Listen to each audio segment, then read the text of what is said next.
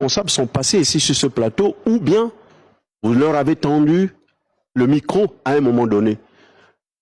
Lorsqu'on dit que nous avons construit plus de kilomètres en 7 ans qu'en 40 ans, c'est à eux qu'il faut aller poser la question.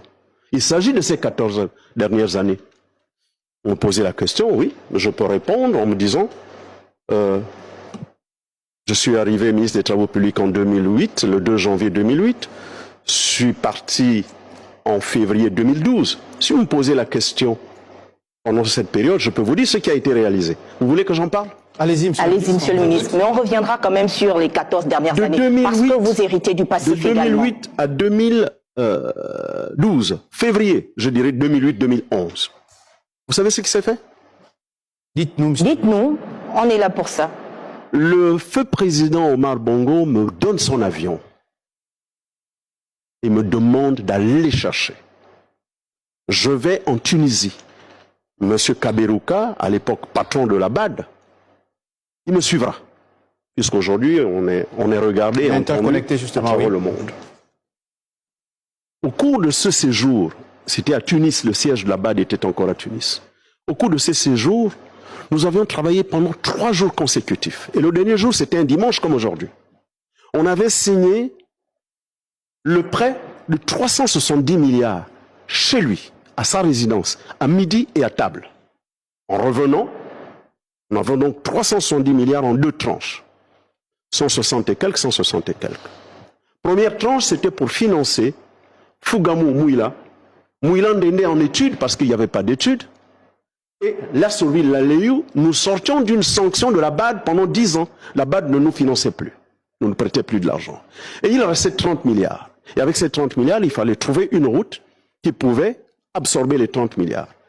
Et j'ai toujours été mis à l'index à cause de cela. Faux. J'ai toujours dit aussi que pour ceux qui me connaissent, j'ai une culture d'honnêteté et d'objectivité.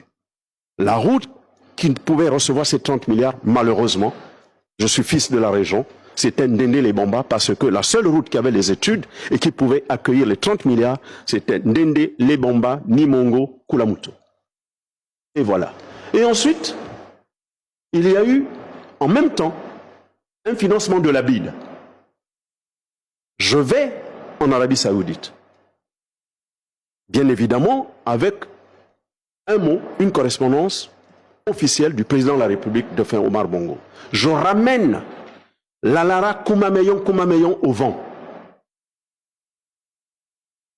Il n'y avait pas suffisamment de financement pour tout de suite entamer, attaquer au vent Makoko. L'Espagne nous obtient un financement de la Deutsche Bank Espagnola pour financer l'aménagement de Delta Postal à Missa Bongo, le déguerpissement du PK12 jusqu'en Toum, la réalisation des travaux de terrassement du PK12 jusqu'en Toum et la reconstruction d'un Toum jusqu'à Bifoun en une architecture de route solide. Pourquoi? Parce que la route nationale que l'on peut taxer de plus importante dans tout le pays, c'est Bifoun-Libreville, parce que à partir de Bifoun, vous avez tout le trafic national qui arrive et c'est conduit vers Libreville. Je vous le dis, maintenant après, ce qui s'est passé à partir de 2009 jusqu'à ce jour, puisque vous parlez des 14 ans, les deux autres tranches de financement, c'est à eux qu'il faut demander. Pourquoi on n'a pas eu la deuxième tranche de la Deutsche Bank Espagnola? Pourquoi nous n'avons pas eu la deuxième tranche de la BAD? Une passation de charge au ministère des TP. Bien sûr. Est-ce que ces dossiers ne vous ont pas été transmis? Bien sûr que oui. Et donc à partir de ce moment, est-ce qu'on peut savoir si cette deuxième tranche a été les questions? Mais je ne voudrais pas répondre des actes dont je ne les ai pas posés. Mais l'administration, monsieur le ministre, elle est continue. L'administration, elle est continue. Oui, elle est continue.